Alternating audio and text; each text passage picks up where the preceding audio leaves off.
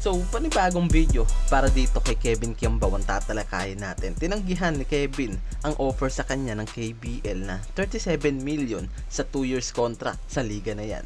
At grabe ang loyalty na meron to para sa kanyang home team na Lasal.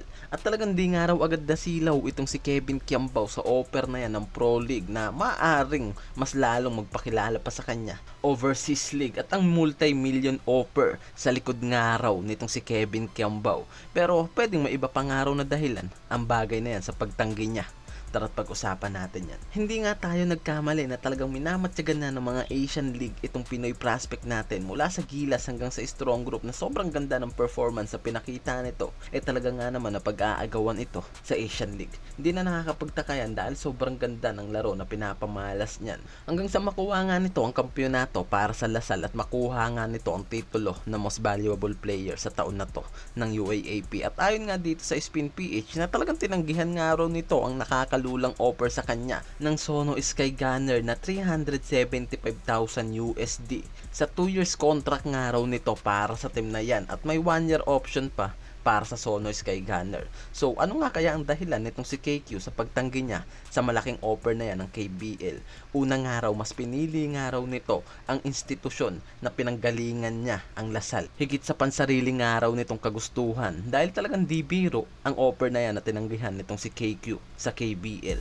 Pangalawa, legacy over dollars and commitment over courtship dahil maaaring may balak pa nga raw talaga itong si KQ na kumuha ng pangalawang kampyonato para sa kanyang team sa UAAP at siguradong magagawa niya ang bagay na yan. At hindi malabo na mas lalong tumaas ang offer nito sa Overseas League sa oras na magawa niya ang bagay na yan dahil siguradong mas lalong tataas ang value ng player na to sa mga susunod pa na taon, lalo na kung makakakuha pa to ng iba't ibang titulo sa liga na pinanggagalingan niya ngayon.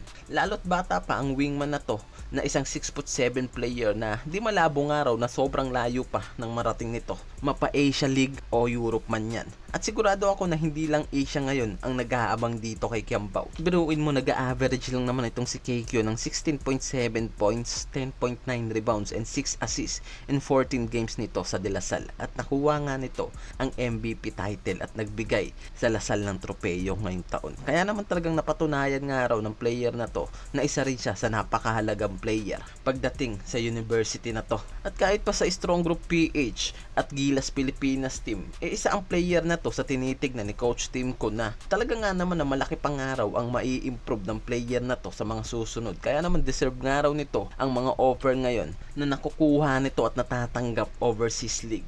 At magandang araw na hindi nito minamadali ang karera niya sa Overseas League. Maaari nga raw na mas lalo pang tumatag ang player na to sa university at kung maglalaro pa nga ito sa PBA League. At kung mamadaliin nga raw nito, baka lumagapak lang ito sa bagsak na karera niya katulad ng iba. At isa pa nga sa mga lumalabas na rumor sa pagtanggi nga raw nitong si KQ sa KBL, dahil ang target nga raw talaga nitong si KQ ang Dubai team sa UAE League, kung saan naglalaro ngayon itong si Terdy Ravena. At may mga rumors din na may mga naturalization bid itong si KQ na natatanggap sa liga na yan. Kaya pwedeng iyan din talaga ang maaaring dahilan ng pagtanggi nitong si KQ sa KBL League. At kung isa ka sa panatiko ng player na si Kevin Kiambao, mag-comment down ka na at suportahan ang aking channel. Maraming salamat.